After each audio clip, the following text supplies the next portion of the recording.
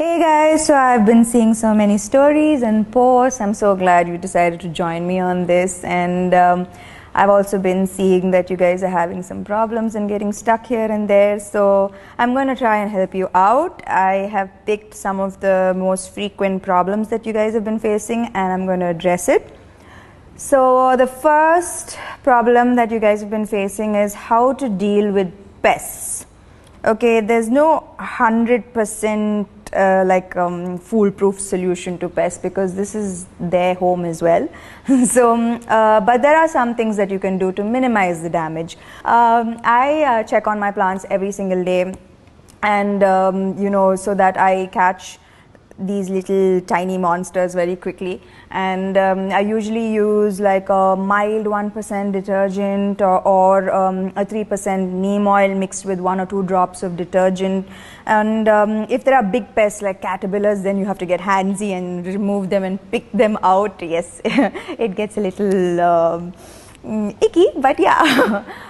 Then if it's at a later stage of infection, then you'd probably have to cut off the infected branches and leaves, or use a higher concentrate of neem oil and the detergent.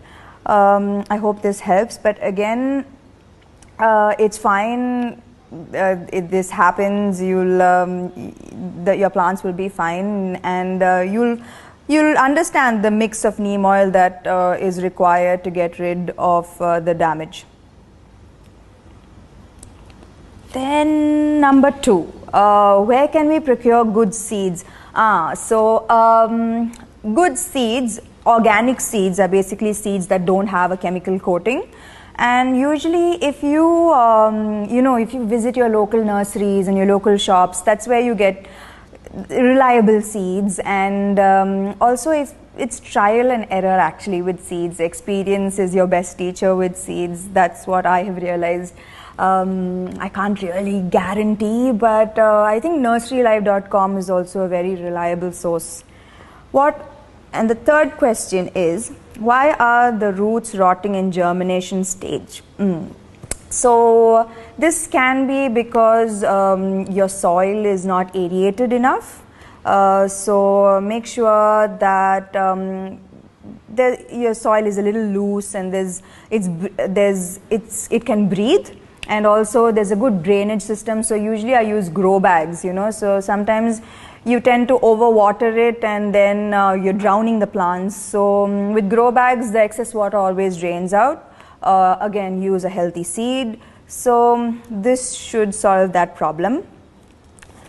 The fourth question, what are the best practices to gain maximum results during germination? I think I did this in the seeding video, is don't sow your seeds too deep, 1 or 2 centimeters, and keep them covered for a few days, for 3 days, and don't overwater. And after 5 days or a week, then you can shift them to direct sunlight.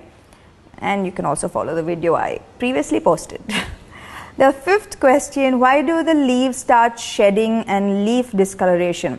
Okay, so if the older leaves are getting discolored, this is absolutely normal. This is the normal aging process.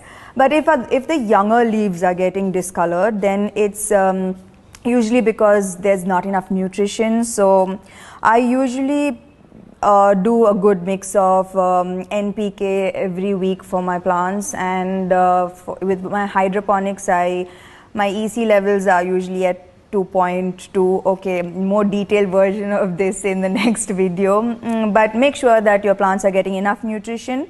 And sometimes overwatering or underwatering can also cause this discoloration. Am I a pro now? Yes, I am. Sixth question, how to grow plants if the temperatures are too high? Yes, Hyderabad is going to get very, very hot soon, and I am definitely going to get a shade net. So a shade net like with a 50 to 70% coverage should help your plants and should prevent them from dying. But a shade net is going to be absolutely compulsory during the summer. What's the optimum growing conditions for plant growth? I think plants usually require 3 to 4 hours of sunlight. And that's good enough for most plants. I hope that has answered some of your questions, and I hope now you're ready to plant again and to take that chance again.